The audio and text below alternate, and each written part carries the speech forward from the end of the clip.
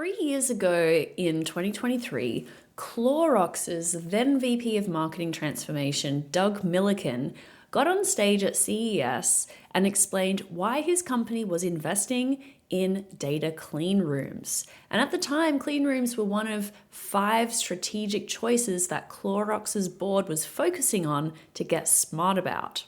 The context was cookie deprecation, new privacy laws, and a marketing environment that nobody could quite predict.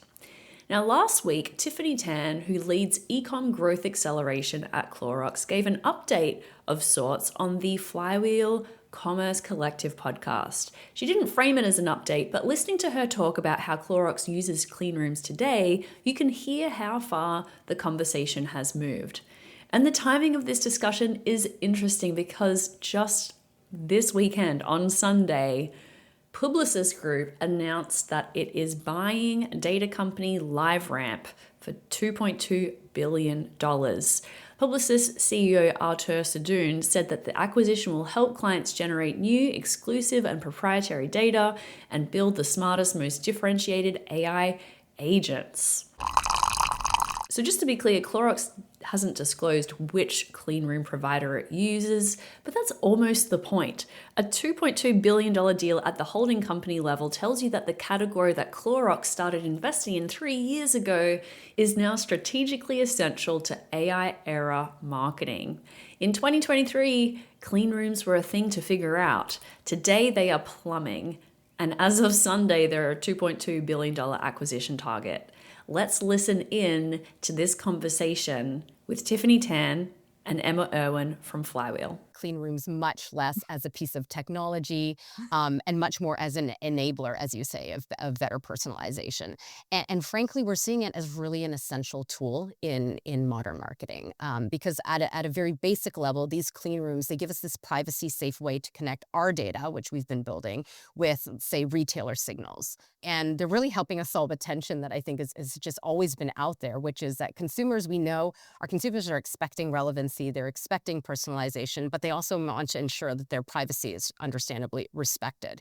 And so the clean rooms really let us do both. So how we've been using it is really using it to mine insights and understand how people are actually shopping. And I think the magic really happens when we can start seeing those patterns, like the frequency of purchase or the cross-category behavior. Are they doing a quick replenishment? Are they doing a stock-up trip? So, clean rooms are really starting to help us get closer to the why someone might need one of our brands. And it's really those rich insights that help us ultimately make smarter decisions about where to invest our dollars and how to best build those rich experiences for the consumer. So what I find interesting about what Tiffany's saying here is that she is reframing clean rooms entirely, not as a piece of technology, but as an enabler for what they want to achieve. She's talking about cross-category purchase patterns and distinguishing a quick replenishment trip from a stock-up trip. That is the next level up. So what does Clorox actually do with this information?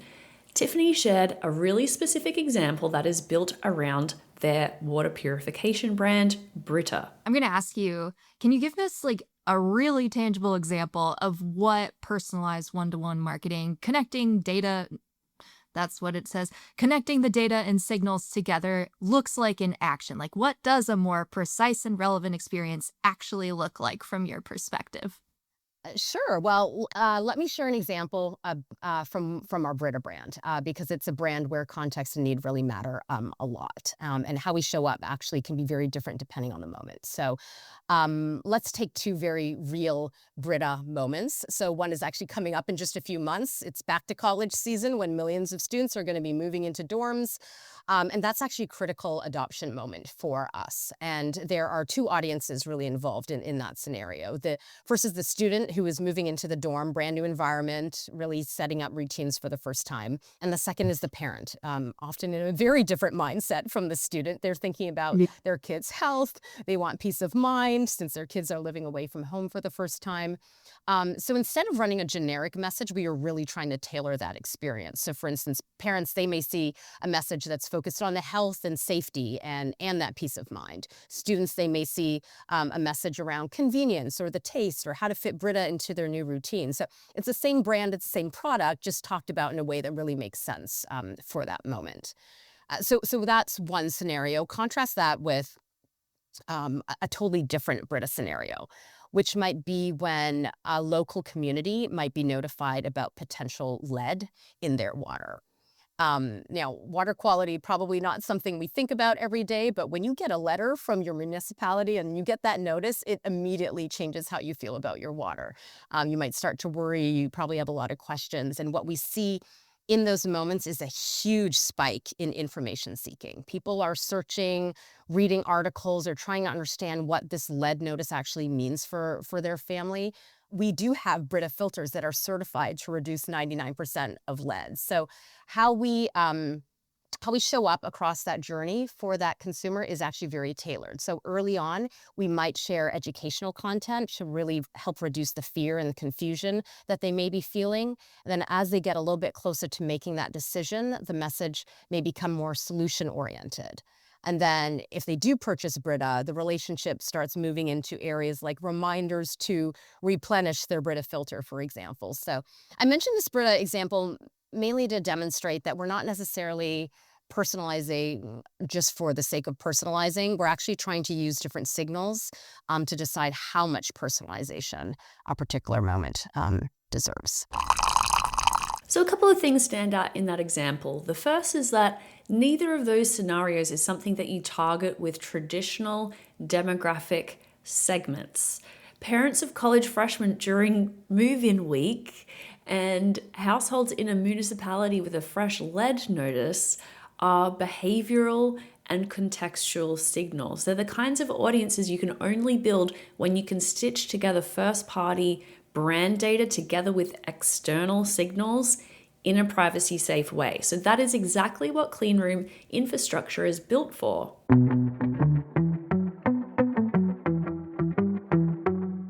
Retailers know that a marketplace model can dramatically boost product assortment, shopper engagement, and total revenue.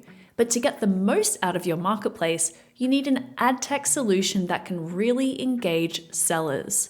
Miracle Ads is powering the future of retail media for leading retailers to activate both 3P sellers and 1P brands.